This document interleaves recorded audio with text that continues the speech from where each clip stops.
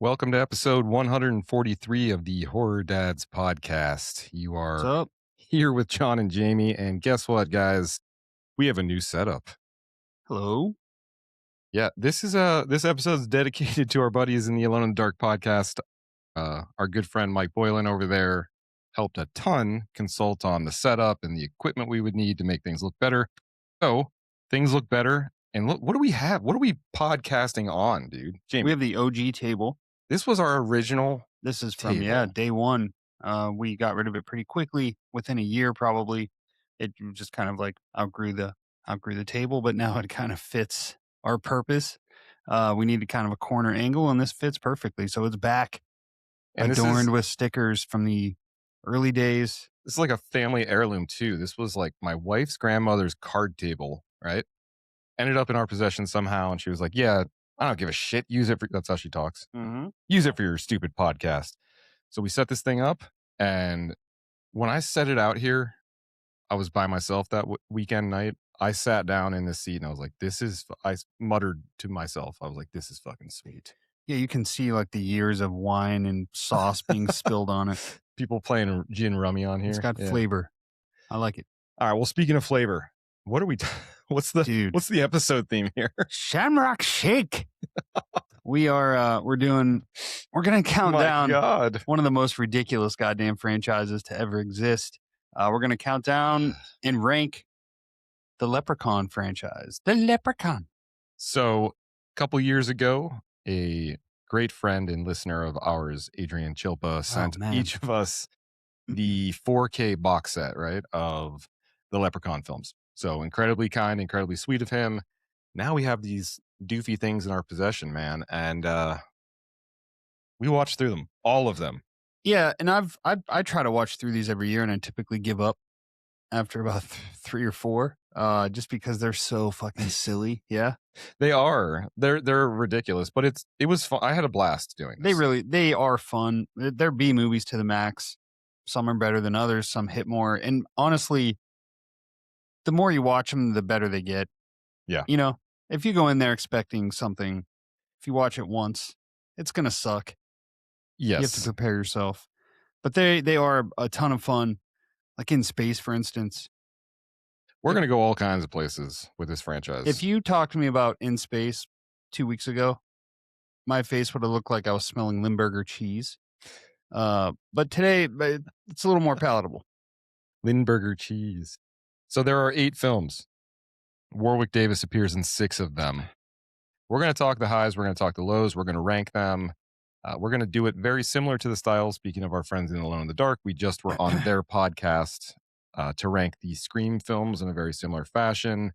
We thought we would spare them the duty of doing the same thing with these films. Well, I think they said that they've only ever seen the first 1 or 2. I'm pretty sure I mentioned it to Maddie, and he was like, "Yeah, or we can, we can watch another We could not do that franchise, Mm-hmm. It's like, yep, all right. But love those guys. Thank you again, Mike. Yeah, you saved the day here by hooking us up and helping us out. And you saved yourselves by not doing this. Yes. This is going to be fun, though. But before we jump to our ranking, we're going to do a little catch up first. Normally, we talk about what we've been watching, what we're buying, what we're wearing, but we actually just concluded our annual Mecca to the Horror Hound convention in Cincinnati. So we caught up with some great friends. We got some great stuff. We thought we'd give a quick overview of that trip, that experience, and then jump into our rankings.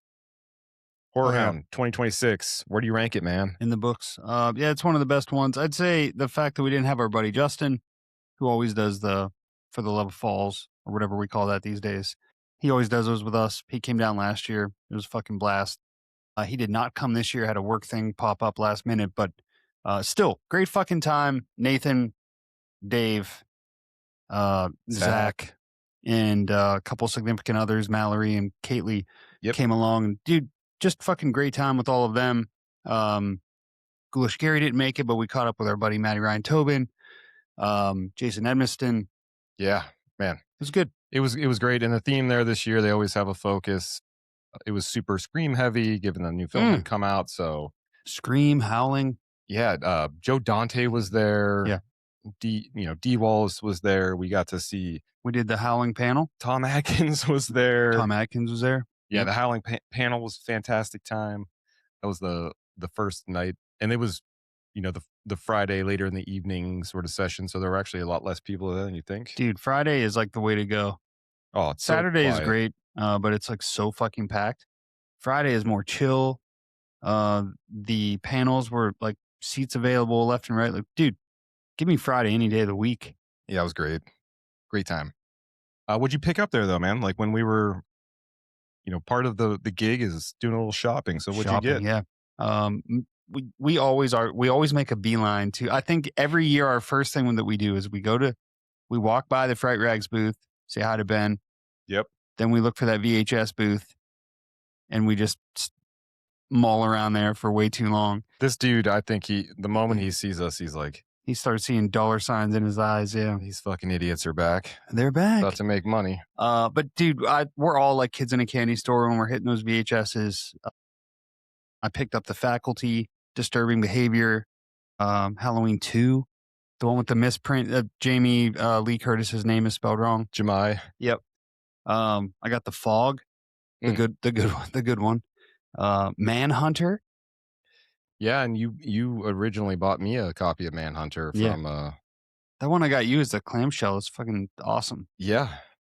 And then I picked up Predator. Yeah, I forgot about that. And we just did that Predator Badlands episode recently, so that was a great pickup. $5. Most of these were like $5. And you got a new tee too, right? I got Excalibur as well that Dave bought for me. Jesus Yeah, Christ. can't leave it out. $3. I got I did the Idle Hands Wrecking Fountain t-shirt, Yeah. which is fucking incredibly sick. It's super cool. Yeah. And then I picked up a hat from Maddie Ryan Tobin, similar to the one you have. Oh, Mine's yeah. black on black. And then I got the I've been wanting this for years. It's not horror, but it's the Cure tour poster that he did from when they did the Toronto stop. He did the poster for them, and I've just been wanting that so bad. It's not going to go in my office. I've been like carrying it around, looking at different places in my house where it's going to go. Yeah, and it definitely has elements of spookiness to it, but it would just be a nice companion for a room that would suit it well, right? Dude, any room, yeah. That could go really anywhere. Totally. It doesn't really fit my horror room, but anywhere else in the house it could. Yeah, amazing. Like a nice kitchen piece maybe. Yeah, so I did the same. We went to our buddy Maddie's booth. He's on the show annually as well. Incredible artist. So I did pick up a hat there, and I also got this this Happy Death Day poster right here behind us. That was one of the I absolutely love. One of the show exclusives, right? Yeah, and she was there. Like 30 of them or 50 of them, and Tree she was there too. Yeah. She laughing, high fiving people. She just seems super good natured. Oh, dude, she seemed like exactly what you'd think watching that movie. I think I was giggling as I was walking by watching her, and she's like, "What are you laughing at, prick? You don't even know." Because that's the kind of person who you're like, oh, this could be. She could have just be a really good actor. Yeah. But she seemed to be somewhat of the character she was in that film, which was had by the end of the movie. More like the second one almost. Yeah. Than that, like the first. Yeah. That second one, man. But this poster that he did is wild. fucking incredible, man. Oh, I love it. I absolutely love it. Yeah, and I picked up what did I get on Blu-ray or on not Blu-ray? Yeah. Speaking, I didn't mention. Well, let's come back to that in a moment. But on VHS, I got Cutting Class, and then I also picked up Tales from the Hood, which I found for a buddy of mine that I coached softball with, and he was so pumped. I gave it to him yesterday. You got something else, yeah?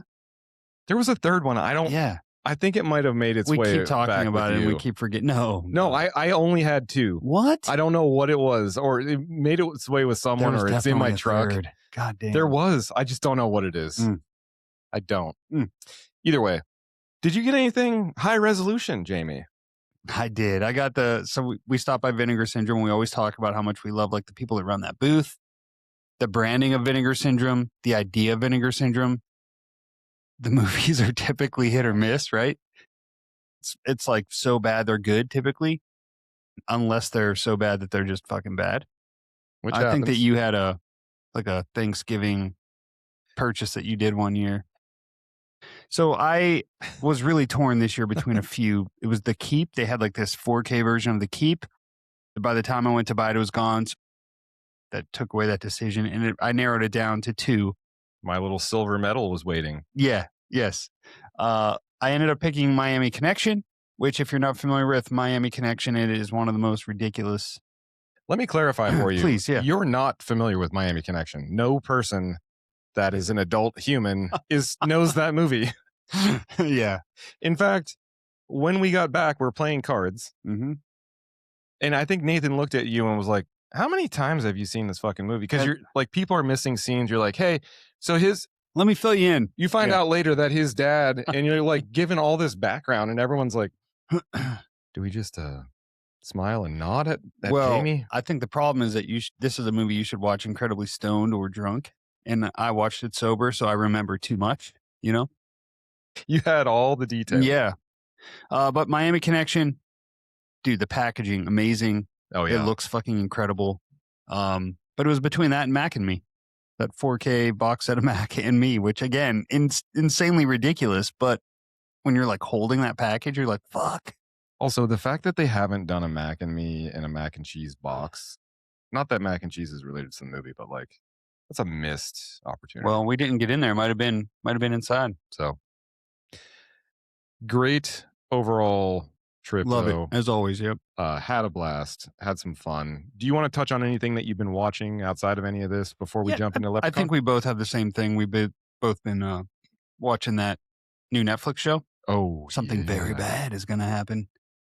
Dude, I am in on this. I'm intrigued as hell. Yeah, I think I watched 2.5 episodes, maybe. I'm further than that. I think I'm about 6 in. So you're pretty deep. It feels very much like Ready or Not. That sort of setup. It starts that way. Yeah, it's like Ready or Not, but it also has, I don't even want you to tell me because I assume it's going to flip. Yeah, but it has elements of like I feel like David Lynch inspiration too. This like Twin Peaksy sort of vibe. Especially with the way that characters act and develop, or even Haunting a Hill House, you have this very large ensemble cast and everyone has a really specific role that they play either as an agitator or as a pacifier. So it's like, I don't know. It's been really captivating. Dude, and totally. Looks beautiful. It is so well shot. It looks amazing. The actors are great. It is so well acted. The cast is good. Yeah. In fact, yesterday I was like, is this going to be the moment where we find out this was entirely AI generated? Because I don't know anyone in this. Like, do you know any of those actors? Yeah. I don't. Jennifer Jason Leigh and then the dude, Buffalo Bill. I don't know his name offhand, but Brian Bill. Yeah. I don't know. Like, I truly had that moment yesterday where I was like, are we going to get AI'd here? Those are the only two I know, but still. But the acting is so top notch, I guess is my point. Yeah, and it's really like the way that story unfolds. Like the first episode was fucking awesome, drew me right in. And then the house itself is like a character, like the way that it's like circular, man, with like offshoot fucking hallways. It's really it's a really great show. It's shot incredibly well. Yeah, I'm in. I too am in. I've been super pleased with it. So that's something very bad is going to happen. I also checked out the show Scarpetta. Oh, it's like a murder. Yeah, it's not straight horror. She's a homicide detective or something. Nicole Kidman, right? Yes, much more along the lines of a anthologized version of a story like Seven. But there's humor in this. It's so fucking packed. Jamie Lee's in it, yeah. Jamie Lee Curtis, Nicole Kidman, Bobby Cannavale, I think his name is. Well, yeah, from Boardwalk Empire. Yeah. And it's just it's incredibly packed and it's got a lot of firepower behind it. Okay. So tough to get it wrong, I suppose, when you have that type of team. Worth watching then? But yeah, definitely worth watching. Cool. Yeah. And you finished that one? Yeah. All right. It's pretty quick. What are you wearing? Ooh, I got my Goosebumps tee on. Old school. That's been through the machine a few times. Oh, and I just, summer is nipping at our heels right now. Today was nice. It was what, like nipping at our nips there. That high res camera to really show off. Summer's nipping at our heels.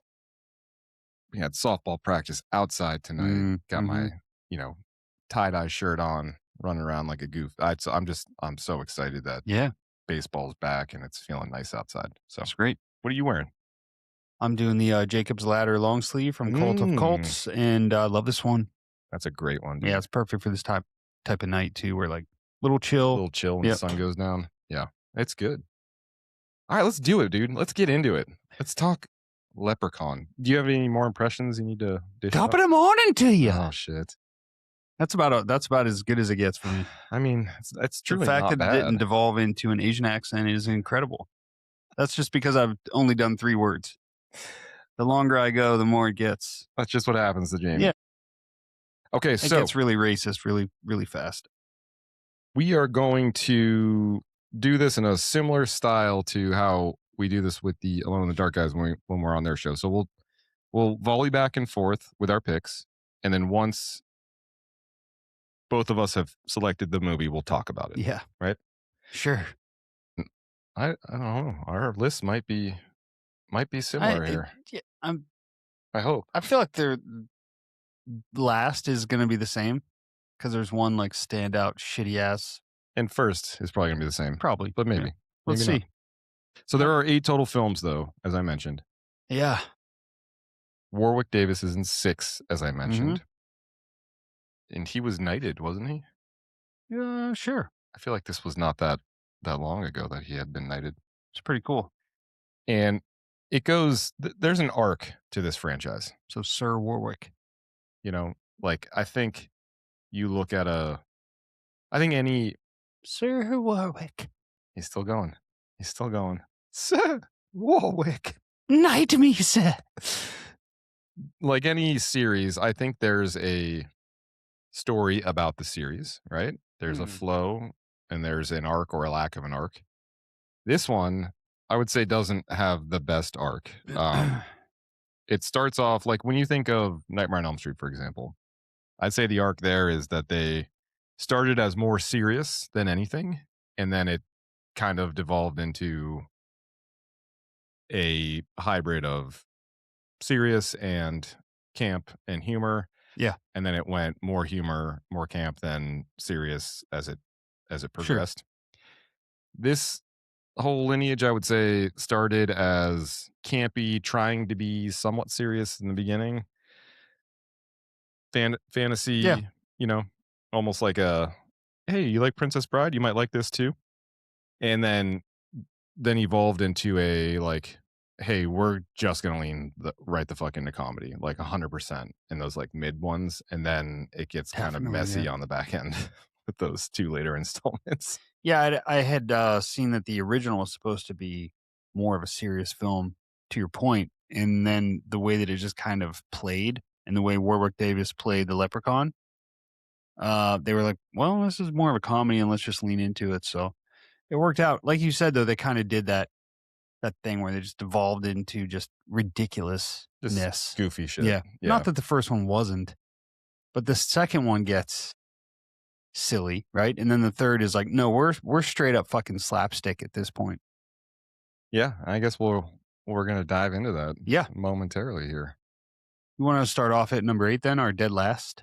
Yeah, let's start off at number 8. So we're gonna Just say go that shit at the same time. 8 all the way down to 1, and I'll go ahead and tally our things here to make sure that we're calculating when we're ready to talk about it. And we're probably gonna land on the worst one first. Definitely, yeah. So what do you think the worst one It's is? Origins.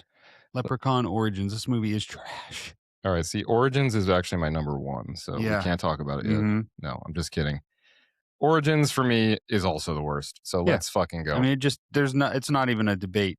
They do this thing where this is the one, all right, we're going to go serious. What the franchise originally intended, let's go serious here. It's about a group of kids who are kind of backpacking through Ireland. They find this local pub that's like, if I was there, I'd spend the night in the pub. You know what I mean? Dude, I got to say, that was part of the disappointment for me here. So this is It 2014. starts, well, like I'm in the way it starts. 14. Yep. The last one that had come out prior to this was 03. 2003, right? The hell of So a jump. we have 11 years of technological progression here. Yeah. But we also have Warwick Davis not returning. No, they picked up a WWE wrestler along the way who looks like a fucking orc from Lord of the Rings. Did you get an understanding as to why Warwick Davis didn't want to participate in this? I didn't, no. So he had either a kid or kids and said, I want to present a better version of myself for my children. I don't want them to only remember me as this like hateful little shithead. Yeah. Which is, that's like props for that, of course. Horror dads here. Warwick, we love you. But let's talk about why this is a mess. Because to your point, Jamie, I will sleep in that pub. It kicks off. You're like, hey, it's a little American werewolfy here. You know, like Yeah. you're doing some stuff. You're trying. And as we start to get into it, though, you're like, this is where this a lot of CGI here. Yeah. It's looking shitty, and none of the characters are enjoyable. Right? No, I like it showed promise there at first in the pub again. Especially the two friends. Can't think of their names right now, but those two, like, You don't need you know, the one dude, he's familiar from some shit. Oh, he's been in a lot. Yeah. And the guy that talks them into staying the night, like, he's familiar. He's not a bad actor. It's not that the acting was bad. It's like the writing is terrible. Yeah, the progression of the story. Filming is terrible. Like, the editing is god awful. The cuts that they do. Oh, man. And it sucks though, because they had like, I wouldn't say they had like budget, right? But they had budget, and they had equipment, and it looked better when I turned this on at first, because first I ever watched this was for this. Yeah. I think I muttered out loud, this is a lot better looking than I thought it'd be. Yeah. And then they hit that pub, and I was like, oh, maybe this is gonna be okay. Mm-hmm. And that was probably the last moment I said that, because once they get to the house, it becomes phone booth in that fucking house. yeah, they're like ushered there by this guy who's got a companion who's really fucking weird. The guy in the truck reminded me of the dude from like Planes, Trains, and Automobiles. Like, you know what I mean? It's And like ushering, driving them to the. it's supposed to be an iteration of the guy from the original one, I think, who is the painter. Ozzy? Yes, it's supposed to be Terrible rendition of that. but he's like Ozzy's the kind of like, and you know, he's going to come up again here, of course. But I think the intent was, you have to have, what's the guy that drives you across the river Styx and Oh, the yeah, boat? whatever. Sharon. Sharon is the ferry driver. Mhm. So Ozzy's kind of that like, hey, I'm not smart, but I know what I know around here, and I'll be the sense of authority that I provide in whatever form that looks like. Mhm. And he does that, and he does it well. And here, I think this guy is supposed to be that function. And he's definitely manipulative, definitely hiding something. He's got this other like really curmudgeon. Who's that other fucking guy? Is his uncle or whatever? I don't know who these people are, and I don't care. Anyway, they're the vehicle that gets these people here. They get them there. Yeah, they talk them in to stay in the night so that they can go on this hiking trail that, you know, Yeah. to the stones, these like sacred stones, these like statues. So they get them in there. They spend the night, and this orc leprechaun starts. And the story here is that they found gold in a cave, so they started mining the cave for this gold, and they got a little greedy, took too much gold. Now they have to do a sacrifice. They choose strangers, obviously. They do a sacrifice every how often for this leprechaun so that he won't kill them. Right? That's the whole story here. Well, here's the deal. We don't have Warwick Davis. We don't have any practical effects at all. It's entirely CGI.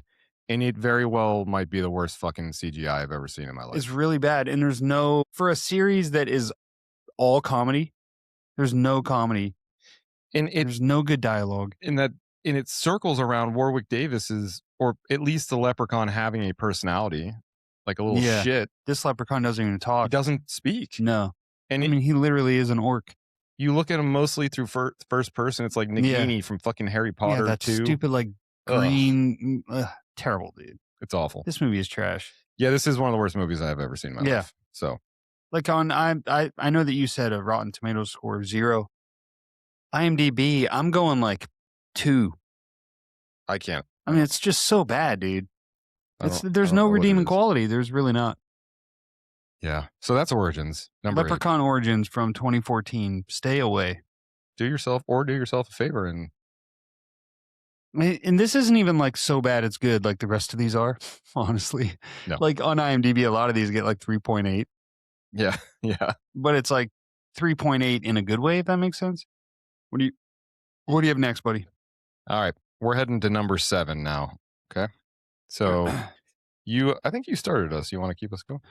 Yeah, I'll go. This might be a little surprise to you. I have Leprechaun in the Hood at number 7. Oh, number 7. Yeah, from the year 2000. So this is the first, yeah, the first in the hood, right? Yeah, Which this rating honestly kind of shocked me. I would have thought it would have been higher, but yeah. Okay, so you are in the hood, mhm, which is the, I want to say, fifth installment, right? Yeah, that's the it's fifth 5, yeah. installment. And then I am actually back to the hood. Okay. Yeah. Okay, so that's number 6, which came out just after this. Yeah, so this In the Hood came out in 2000, Back to the Hood came out in '03. Yeah, so it's just a few years, few years Interesting prior for choice to yours. go Back to the Hood, isn't it? Well, we'll get there. We Yeah. will certainly get there. Okay, so that's number 7 for us. So we can't talk about those just yet till we both nominate them. So what's your number 6? Number 6 is Leprechaun Back to the Hood. Okay, so we've officially unlocked Leprechaun Back to the Hood. So let's talk about it. Sixth installment, as you mentioned, came out in the year 2003. Or yeah, year 2003. Sixth installment. Stephen Iromuli was the director here. We have Warwick Davis, Tangi Miller, Laz Alonso. I didn't see a critic score on Rotten Tomatoes, but Well, the that's a audience good sign. audience gave it around a 30%. So our basic summary here, though, for Back to the Hood is we've got these friends that discover this is a very complicated process. Oh, We, yeah. we haven't been Yeah. here before, Mhm. but we have friends that discover the leprechaun's gold, and this triggers another violent rampage. So that's really That's it. the press of it. What's going on here? He finds out that they have the gold, and he's just killing them to get the gold. That's really it. Yeah, I mean, my takeaway on this one is, hey, I do want to talk about what you said to start, which is like interesting choice. Go back to the hood. Yeah. But the difference between Leprechaun and the Hood and Back to the Hood, I would say, is this one they tried to go a little darker. I feel Yeah. they tried to make it tonally like more serious. You know what I liked about this one was rather than us following a group of people looking for fame, which is the Hood. Yeah, the premise. This felt more like one of the urban films, like uh, Like Belly. yeah, it felt more like one of Yeah. those South Central, whatever the fuck. I always want to say the Wayans. I just get that one stuck in Yeah, my head. let's not Yeah. conflate this with Don't Be a Menace and South Central. That's a problem. But like Drinking Menace in to the Hood. Society, this feels more Yes. like those. Yeah. Like it was trying to do that, and I love those movies. Ice Cube movie, not an Ice Yes, Tea movie. Yeah. exactly. and I love those fucking movies. So this one to Me too. me felt more like that, where you have these real world problems. You have these like gangsters that are trying to. You have the one dude that's like trying to kind of get out of it. So you just have these different storylines that kind of mesh with other serious movies that are actually good. Yeah. And I liked that we didn't have the fucking whistle. Like I got sick of that whistle in the first one with the. I think honestly, I think the reason I rank this one higher is just for fatigue It's a flute of the yeah. Hood. Fine. The flute, yes. But yeah, it was fatigue of the other one. I Yeah. feel like I haven't seen this one as much, and I enjoyed it just a little bit more. It's probably not a better movie. I loved the one dude. So funny, like the heavier set dude. Yeah. There's some really good comic relief in here. And you're Oh. right. It leaned this was 2003 this came out. So this was the heyday. So to answer your initial question or to speak to your initial comment of like interesting choice going back to the Hood. Yeah. I do think this was the era of people coming home from school, from high school and watching TRL and watching these like $2 million music videos of like Notorious B.I.G., right? And the investment was there. You had like this was rap's heyday, dude. Rap and hip hop in the early to mid 2000s was just that was the source of of musical entertainment, right? Yeah. It just ruled the roost. And I think that they were like, hey, we got a chance to continue to lean into this because movies like Belly were coming out, because movies like Now I'm thinking, don't be a menace Yeah, I to know. South Central. It gets stuck in there. But I think you're right. I think it's because of that. Yeah, I like the fact that we have these greedy pricks that find this gold and they're spending it. We have a group of females as the main protagonists here, which is Yep. different than probably anything else in the franchise. So it's like Emily and her friends. We have the hairdresser. We have like the hairdressers. We have that thing going on, like the barber shop. Like it's just more fun for me. It's more hood feeling. Um, Not that the first one's not, but I don't know. It and I think that what you just described actually is important here because this franchise is quite unkind to the female population for the most part. For sure. Like, Yeah. so this is the moment they give the, we've got a, what is it? It's a trio, right? Yeah. Of like stronger female central Yes. characters, more so than what we One of them saw. is a psychic. Yeah, they have like Yeah. cool power. So I think you're right. They try to stretch their legs out here a little bit and like just go beyond the standard fare Yeah. of the Leprechaun movies. Paige Kennedy was the funny one. My Paige namesake, Kennedy. Jamie is his character's name. Well, there you go. There's that awesome like bong scene when he goes in that room. He doesn't even know the gold's there yet, Leprechaun, and he goes in the room and the dude's smoking his bong, Yes. and he's just like loving it, smoking it. He ends up, I think, shoving the bong in the dude's stomach. And then we have that awesome scene where he's in the refrigerator, just like eating munchies. Man. It's good. Oh, yeah. Yeah. Dude, that's so it's The dude's like making a sandwich and Warwick's like looking in there, like throwing lunch meat around and all right, shit. this is my number one. Number one movie. So this was Warwick Davis's last film. Of these, that might yeah. be kind of why. Yeah, of these. And I don't know. I do think they probably reached a point. Could you imagine like making another one of these if you're him? Yeah. It's like I've done this 6 No, times. I know. Yeah, it gets more ridiculous each time. This one had a 3.8, no 3.9 on IMDb. How much insight do you think he had at this point though? When they were like, "Hey, we're going to do another one. It's going to be another." Do you think he was like, Let's just go back to the hood. or do you think he said, "If we're going to fucking go back to the hood, can we please be more serious?" Or I'm curious Yeah, I don't know. if he just showed up and was like, I'm just coming to work. Give me what you're giving me," or if he showed up and was like, "Hey guys, can we?" Hard to say. It was his last one, so Yeah. Box office. might have not something to much do of a with it. story on this one again, but No, I found it entertaining. there's not a story on any of these No. other than what you read on the back of the fucking Lucky Charms box, which is Yeah. the leprechaun wants his gold. But you know what I think I liked about this one a little bit more is like it didn't have a gimmick. Like it wasn't. Yeah. There's some of these that's like making a wish and the flute. There's just everything had a gimmick. This one didn't really have a gimmick. Just like give me my fucking gold, you greedy assholes. So a little more simplified. I think by the time you go through all these, you appreciate simplification at some point. And strong central characters. Yeah. All right, man. What's your number 6? Okay. So Leprechaun Origins is off the books. Leprechaun Done. Return to the Hood. Back to Back the to Hood. the hood. Yeah. Spelled THA, by the way. Yeah. As it should be. Also off the board. So my number 6 is And it uses the number 2 instead of TO. okay. Yes, my number 6 is Corey Leprechaun. Feldman style. Exactly. Leprechaun Returns from 2018. Wow. Like, why do I have it higher than you? It's like, well, we'll get there. Yeah. Okay, so that's Leprechaun Returns I'm a little bit embarrassed. and In the Hood. So you're now to number 5. Leprechaun Returns. Oh, Yeah. Returns. Okay, so that's now unlocked. I'm just right behind you. We're In the Hood is pretty high for you. Well, Jesus. we're about to hear about it All right. soon. Well, in like 5 picks. When we get to number 1, that's when we'll talk about it. Yeah.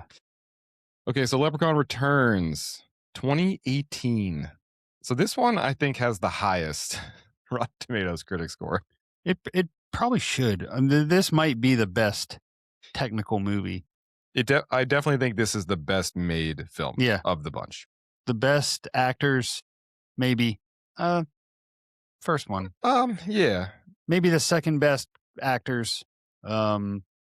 and so this is a direct sequel. Yeah, It sort of does the Halloween 2018 thing where like nothing else, and this came out in 2018, nothing else it did. existed except for the first movie in this Correct. canon here. We have the return of Ozzy. So we have our legacy character. Which is what I think 2014 was trying to do. And then they were like, can we just actually bring Ozzy back when Yeah. they made Yeah. a new one? And I really enjoyed it. And so it's the daughter of Jennifer Aniston, right? That's Correct. our main character Yep. is the daughter of hers. Yeah, they do that formula. And they do it kind of well. Vin Kostansky directed this. You know what else he directed? What? He did Psycho Goreman and The Void. Did he really? Yeah. So I mean, this guy has some chops to him. Wow, that's actually shocking. But this definitely is a return to form, I would say. They used practical effects here, which actually makes a ton of sense. Psycho Goreman and The Void. It pays dividends. The practical effects, man. The Void. Yeah, you're right. So they went and they got a director that does fucking practical effects. Yep. That is good at it.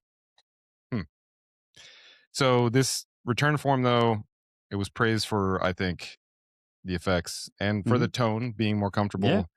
We go back to the house.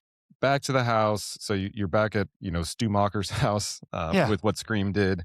So they leaned into it. And much like we're seeing through all these other phases and trends, right? Like we haven't talked about In Space yet, but that came out. We're going to get there. On the heels of, like a Jason X, right? Yeah, exactly. Yep. So I feel like this franchise is never a leader, normally a follower, and you can expect it to plug into, before we know, we're going to have a fucking requel here. They're probably the only ones that went back to the fucking hood, though. Yeah, I assure you that that's probably the. Oh, by the way, we do have a new one coming. At least it's in talks. Yeah. Well, we'll have to re-record this episode when that comes out.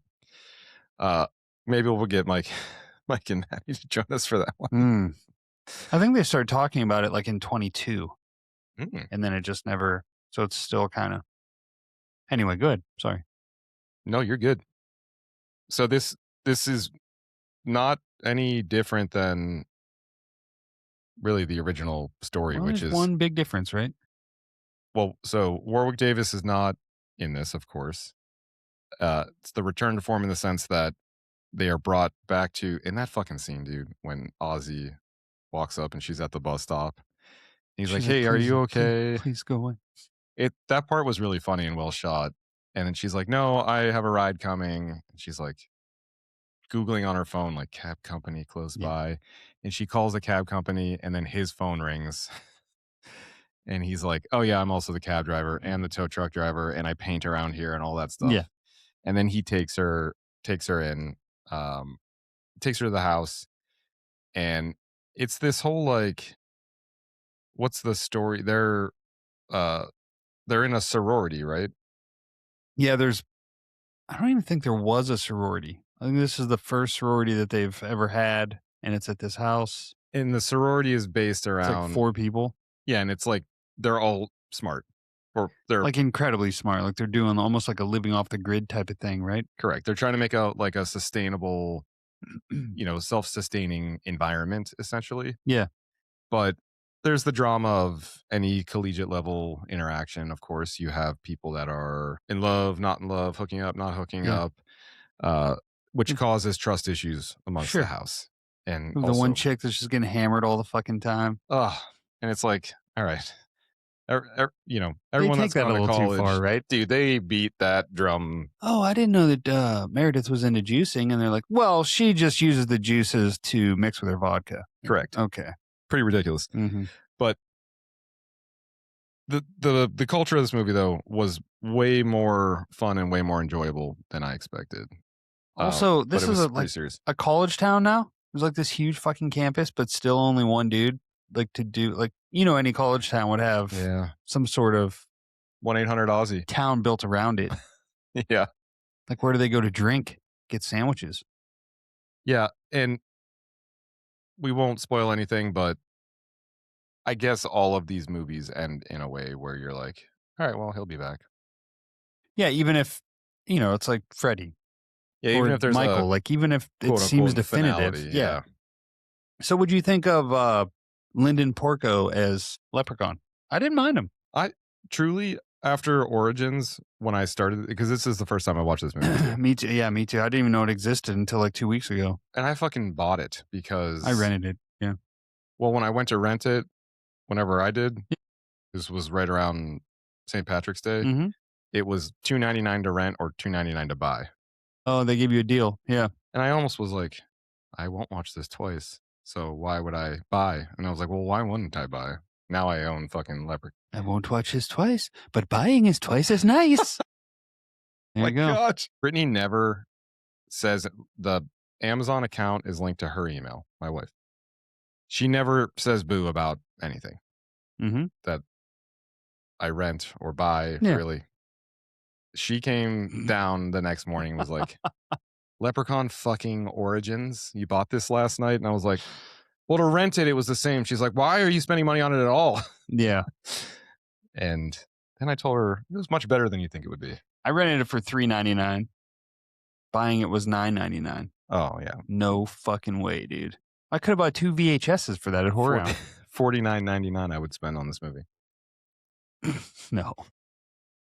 No way, dude. I would buy Mac and Me twice for $45 before I'd buy this for 10.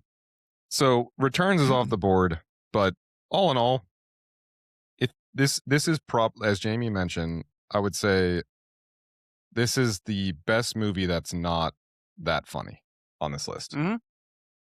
Yeah, they kind of did what they wanted to do, I think, with the first one. This is probably more true to like the original vision. Yeah. I liked Ozzy's send off. Yeah. Thought it was good. His reprisal was a ton of fun. The way that they bring the Leprechaun back, which is Ozzy's demise, was fun. And yeah, I was really surprised by the Leprechaun's performance. I was like, no Warwick Davis, like, fuck this. This is stupid. And like, this guy was actually great. And you know that there was a rage over this. Like, no, we can't do another one unless there's a Leprechaun. Like, we got to get Warwick back. And then he probably was like, I'm not doing it. And they were like, we can't do it without a Leprechaun. Yeah. That's not a computer image. Mm-hmm. Especially after making the director decision they did. So I'm glad they went back to what they did, though, instead of doing that Origins bullshit, dude. Yes. No, I totally agree. All right. So my number 5 is where we are, right? Yep. So 1, 2, 3. So my number 5 was Returns. That's what got us here. Yes. Okay. Now I'm in the hood. Okay. Leprechaun in the hood. Good place to be. So this has now been unlocked because that was your number 7 and it's my number 5. Yeah. All right. So this is the Ice-T movie. Correct. Yeah. Which Ice-T is great in this. He is. So this came out in 2000, as you mentioned.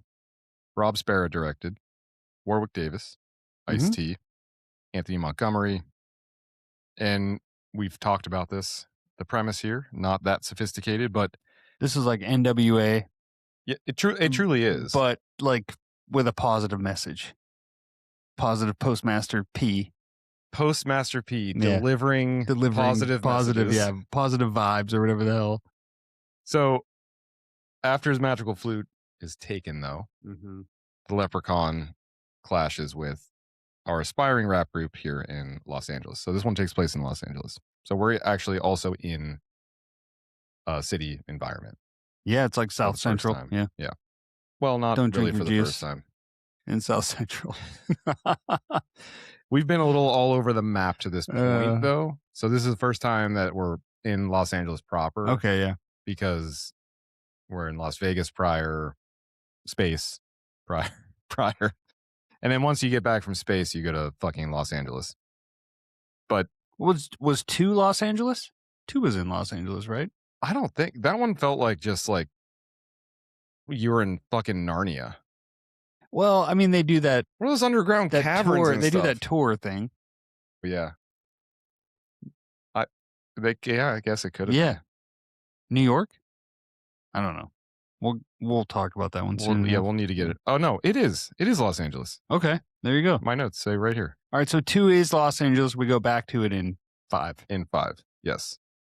Okay, but totally different side of LA. We're going into the hood. Yeah, we are in the hood.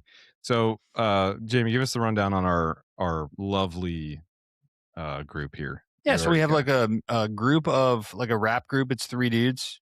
The one dude is like really set on delivering the positive message. The other two are just kind of like, we kind of have our, again, NWA is what this is, I think, kind of supposed to be, but Yeah. the inverse of what NWA was, which was portraying the street image, the drugs, the gang life.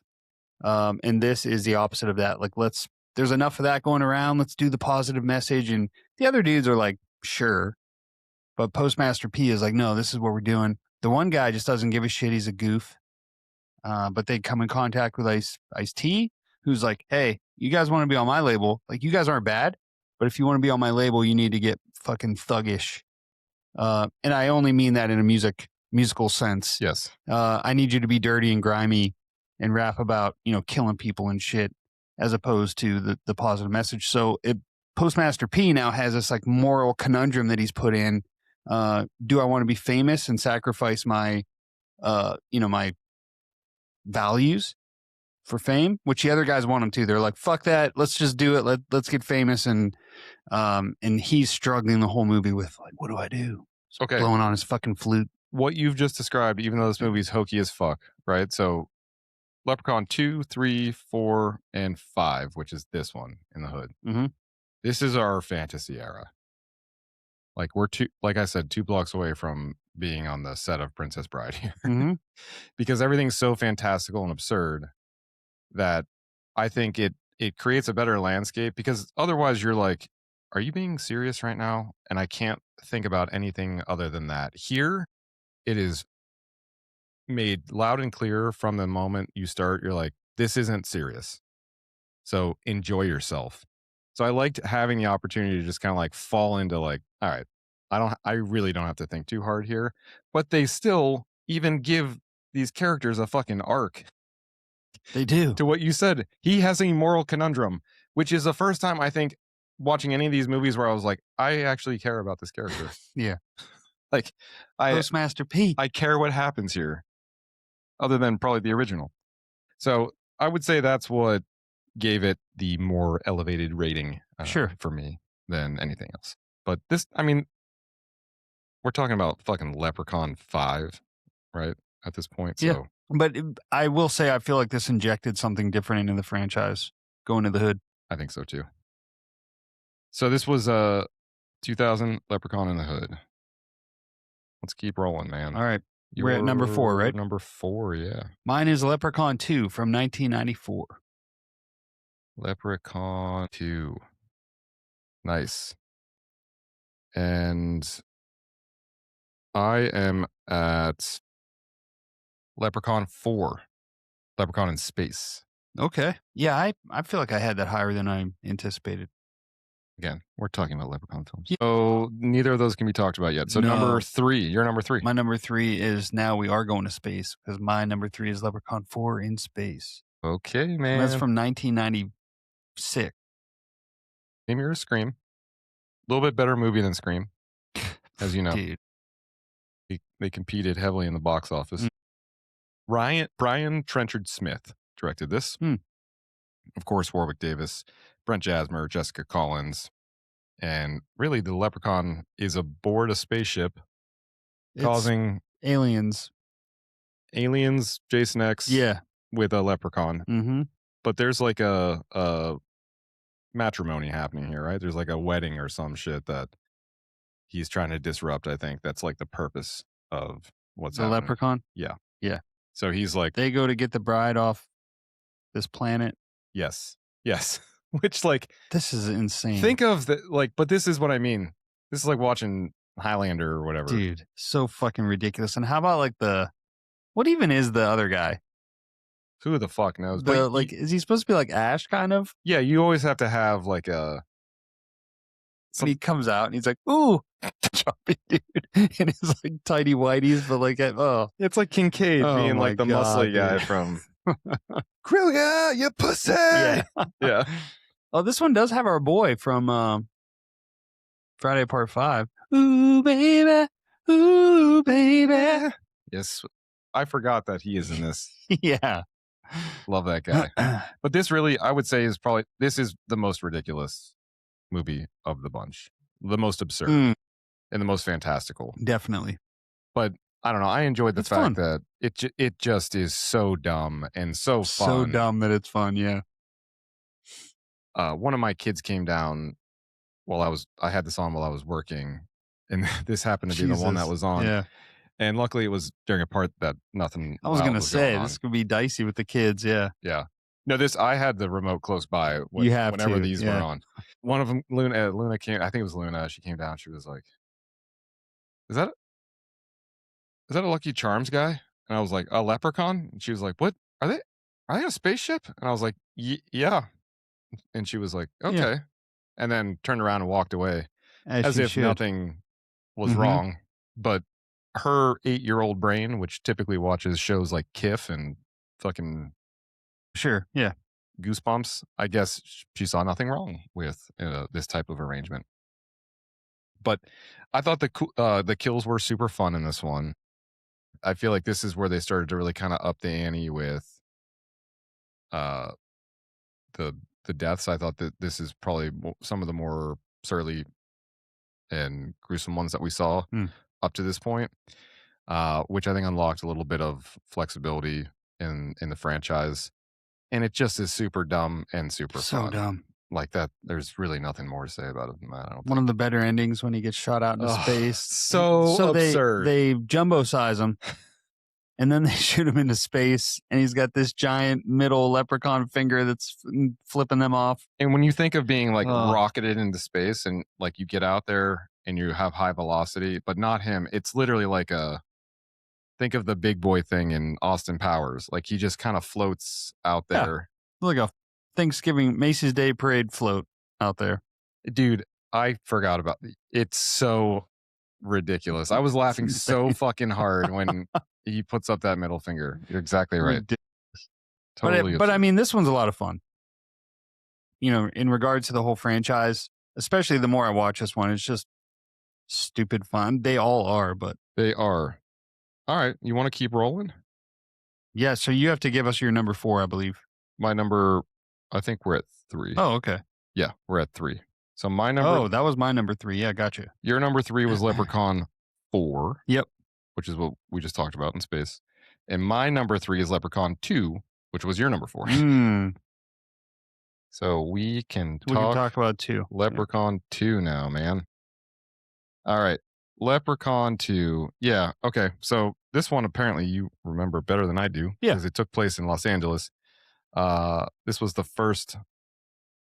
The only one I did not rewatch was the original because I've seen it 100 times. And I wanted to get through all these. So this was the first of the bunch I watched. I watched them in order.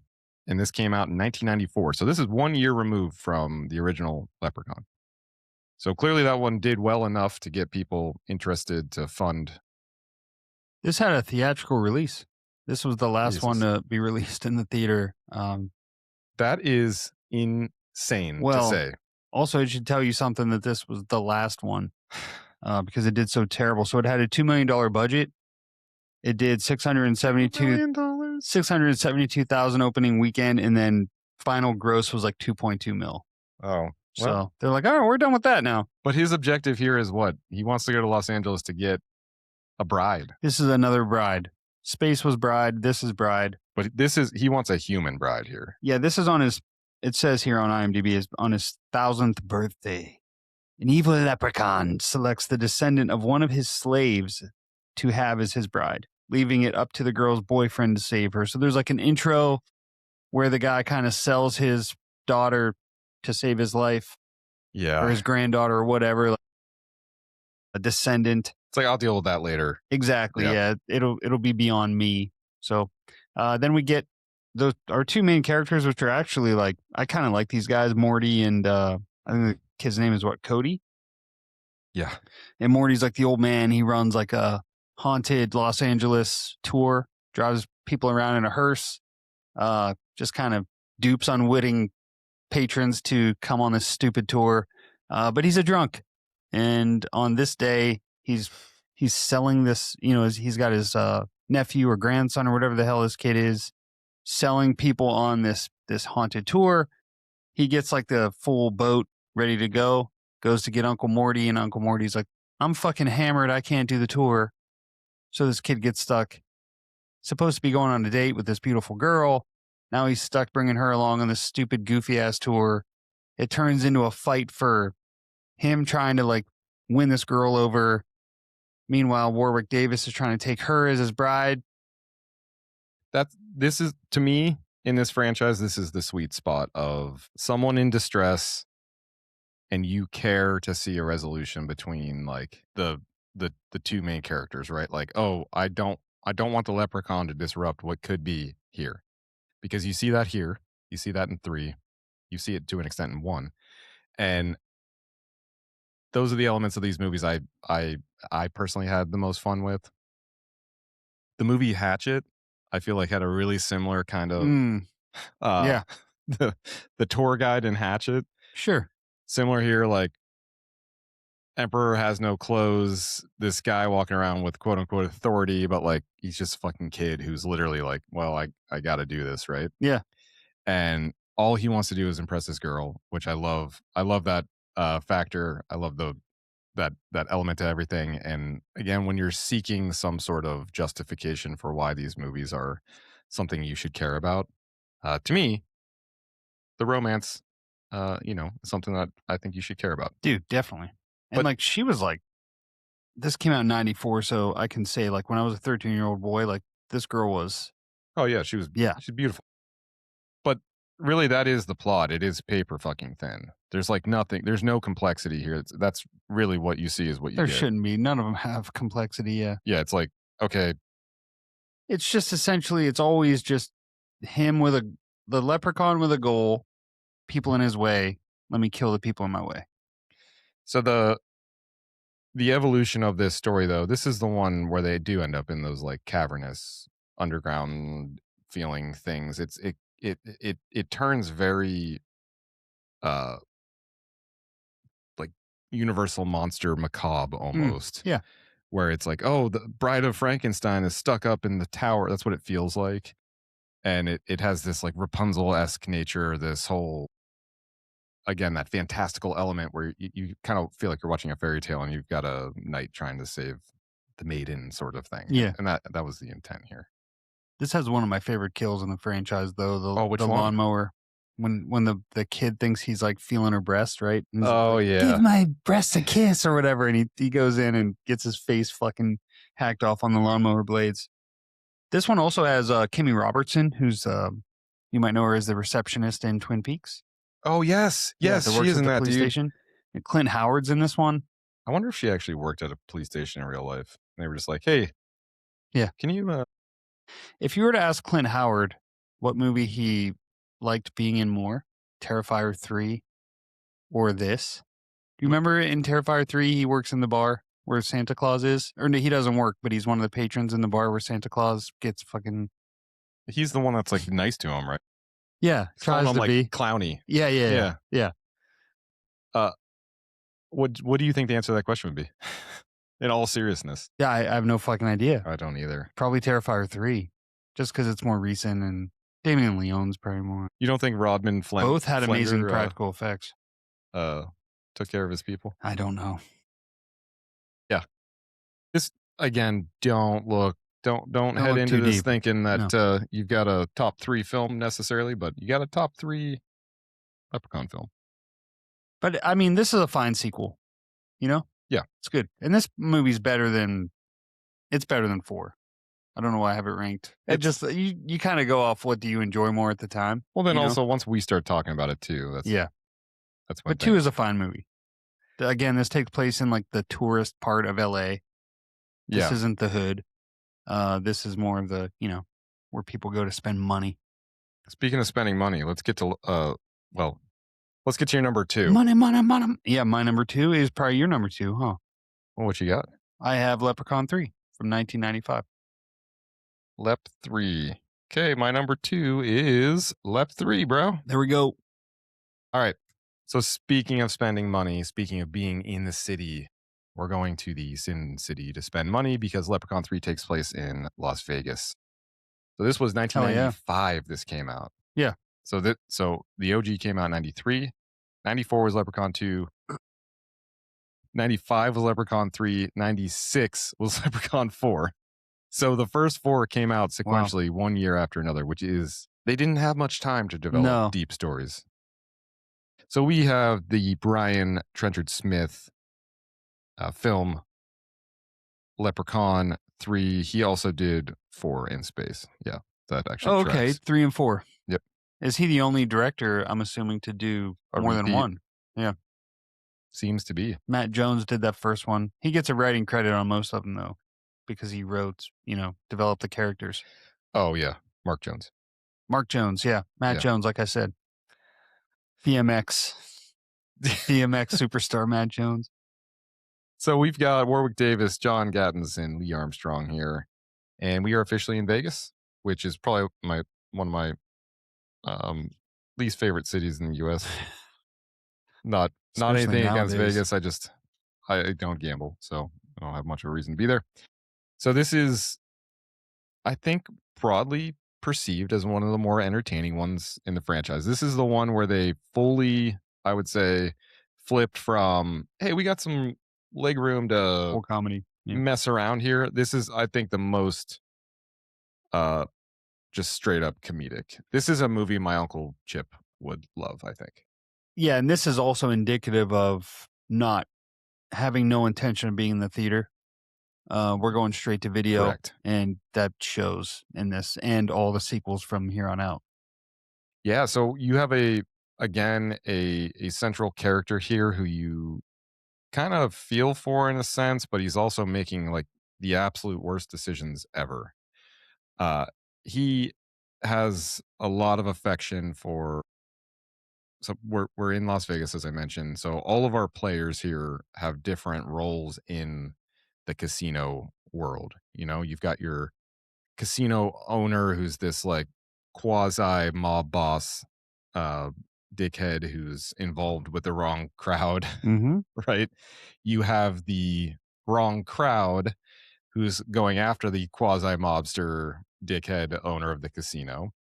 You have your innocent bystander kid who just got a check from his uncle for basically his like first semester of college, right? I think that's he's got Yes. a check for like Like 18 he grand. got his loans or whatever and just, Yeah. Yeah. let's And go put it on black or whatever the uh fuck. and then you have uh your your your handlers, like your card Dealers, yeah. dealers, right? And then you have your magic show talent. So those That that's like dude. the recipe you have here in different character types. Fazio. Fazio. Fazio. Yeah. And he's got this struggling terrible act, but he also has this like beautiful what are they called, The stage girl or whatever. the female companion, She's the assistant, I think. Just a assistant. like David Copperfield's assistant Exactly. Yep. in Terror Train, Terror for Train. example. Yeah. So she's beautiful, and she has the affection of our main character, right? That's her. She does. Yep. Yeah. But she also has the affection of basically everyone because she's beautiful, Oh, yeah. and mostly and most terribly the affection of the seedy asshole casino owner who is the most ridiculous, like the most ridiculous character of this entire franchise, I would say, is this guy, Yes. the casino owner. Just totally absurd.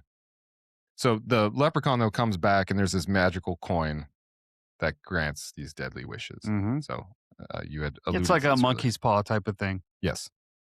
So it kind of unleashes this chaos, and then you're in a place like Vegas where it's called the Sin City, of course. So you Mhm. have people lusting after other people. You have Sure. people eating gluttonous amounts of food. You have people spending gluttonous amounts of money trying to win big and spend their shit. And no matter who you are, if this magic is being enacted against you, there's not much you can do to fight it other than just kind of like snap out of it. Yep. So this led to some of the most ridiculous scenes, dude. Like the Oh my god. the scene where the girl who's the object of everyone's affection, as I mentioned, is in the hotel room with that like disgusting casino owner guy because Yeah. she's like under trance or whatnot, and then comes out of it and he's like on the bed just totally disgusting. But then there's that moment, the TV, it's like The Ring. Like the person comes out of the TV and it's Yeah. Warwick Davis Yes. as like this like fitness model that he's watching on TV or whatever. Dude, that scene was so ridiculous, but I also was watching it and I was like, did this influence The fucking Ring in some capacity? Like, did it? Could it have? The idea of someone coming out of a television? There's some cool kills in that one. The one where there's like a robot with breasts at one point. So ridiculous. This was really the one where I was like, oh yeah, the position of the female form is not being well Yeah, no. protected here. Yeah. Uh, in the person that you have protecting the female form in this is just a complete moron. Like this kid's just an idiot. He's not Fucking very idiot. likable. Yeah. Just This one has the dealer is Carolyn Williams from Texas Chainsaw 2. her character is really fun and Dude, just ridiculous. how about when like she gets glamorized and it's essentially just her wearing nicer clothes? She like, but she okay. like the thing she wants is a boob job. A boob job and to look sexy again because she feels old. Yeah. And she's, looking at this assistant girl that everybody's kind of oogling after and she's jealous. She has the button under the table that she's like manipulating the the roulette wheel. The roulette wheel. Yeah. Also, did you know the main dude, John Gattens, was an Oscar-nominated writer? He wrote the screenplay for Flight and was nominated for an Oscar. The Denzel Washington movie. Jesus. It's insane. Well, y'all get your start somewhere. Definitely. But it's the second best Leprechaun movie. I mean, I will say we talked a whole lot about this and smiled the whole time. So, and it gets actually a really good rating on IMDb, 5.1. I mean, for this franchise, that's fucking great. I would say this is one of the more fun ones out there. All right. Our last pick. Jamie, bring us home, man. All right. So I think in the total canon of the franchise, this is probably the least representative of what the series devolved into.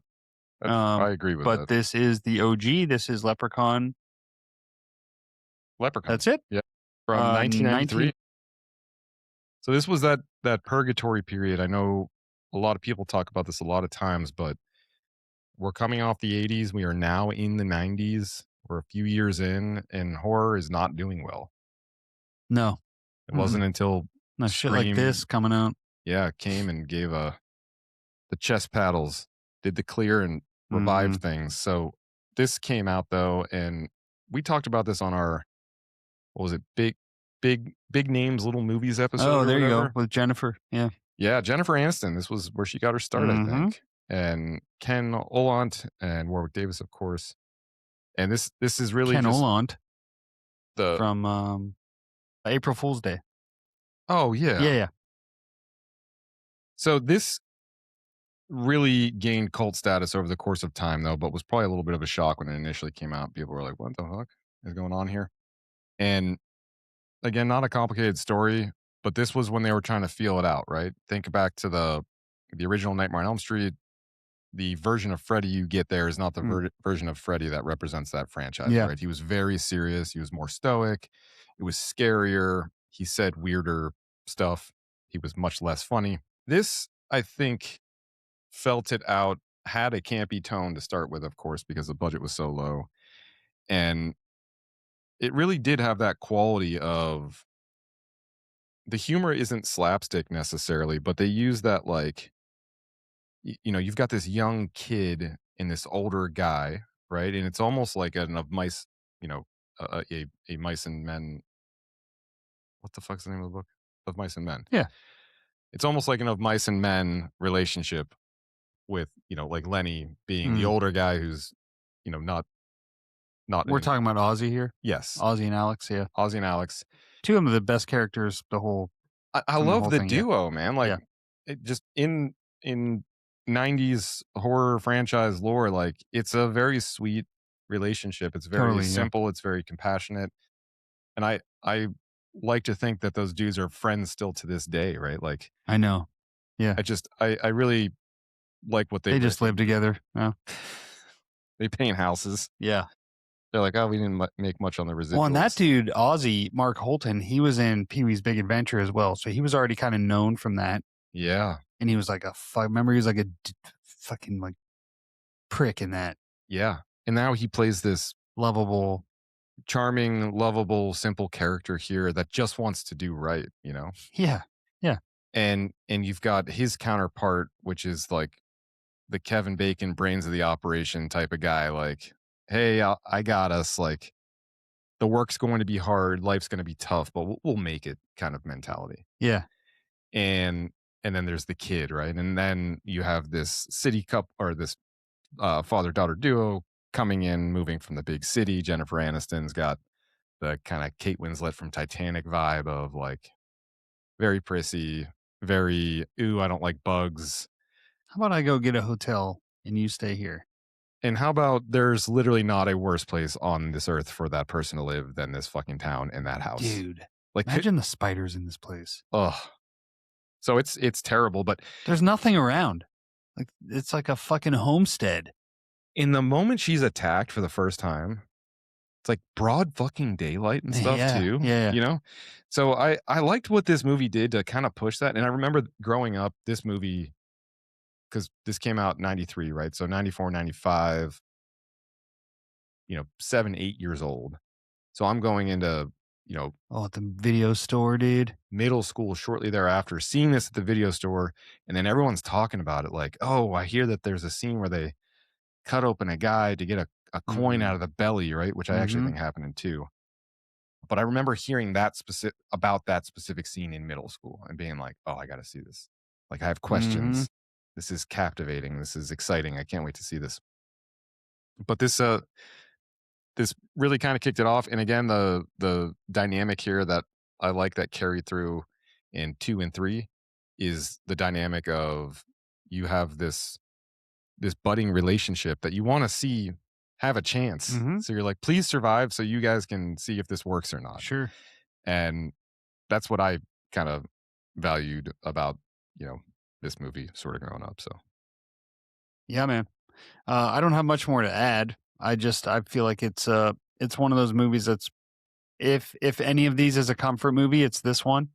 And every St. Patrick's Day, if I'm gonna put one on, it's always this one. You yeah, know? yeah, It just like I love the characters again, to your point. Uh I always appreciate a good setup film, and this is the setup film. yeah. Um Springboard. so yeah, it's a delightful watch, really. And it's less it doesn't have that fucking over the top ridiculous nature to it, so it's like more palatable. Yeah. Well, y'all jump in the comments. Let us know your favorite Leprechaun film. Where'd we hit? Where'd we miss? Where do you disagree? Where do you agree? And Jamie, anything to take us out in the voice of Warwick Davis? Fuck, I blew it earlier. Damn it. Well, It's too late. y'all can just, as you go throughout your day now, Hope say, you like our list. Let us know if there's anything we missed. my God, There you go. and we'll leave you with that. Love y'all. Fuck yeah.